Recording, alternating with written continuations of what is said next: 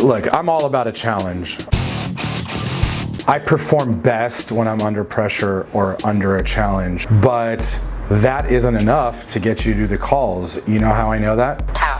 Because you haven't been making the calls. If you just wanted a challenge, you'd already be doing this. I believe that the people that do what they're supposed to do when they're supposed to do it, those people are like, they're crazy in the head.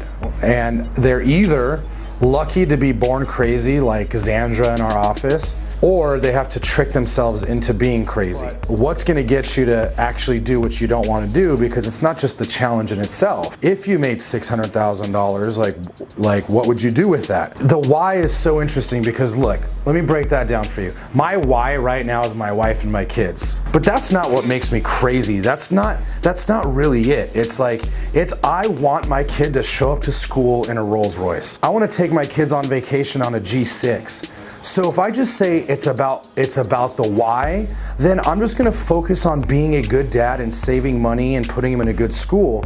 But if I'm focused on being selfish, if I could be selfish and spoil the shit out of myself, imagine how much pours over onto my kids without me even having to try, right? When I'm trying to live on a G6, my kids, their best friends, my wife, her friends, everyone that's around me, all of a sudden, they're living that same life. So the thing about the why is people confuse it with like the love and they want to make it unselfish.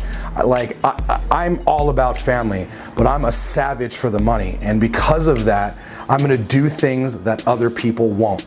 Like I can create a great life and call my leads in 30 minutes or in an hour, or I can be a savage and call them in a minute, because if I am, I'm living a different life than the same person that's buying the same leads, that's spending the same amount of money, that's working just as much, except for I'm taking a completely different approach because I'm just hungrier than they are. If you actually got real with the tough question, how many more summers do you have left, right? And then think about all the awesome shit you want to do in the amount of time you have left. And you know, some of us might have 100, most of us might have 30 summers. You don't know how many you have left. And you think about all the awesome things you want to do and divide that by the amount of summers you have left in your life. You got to get way hungrier and take way more action right now.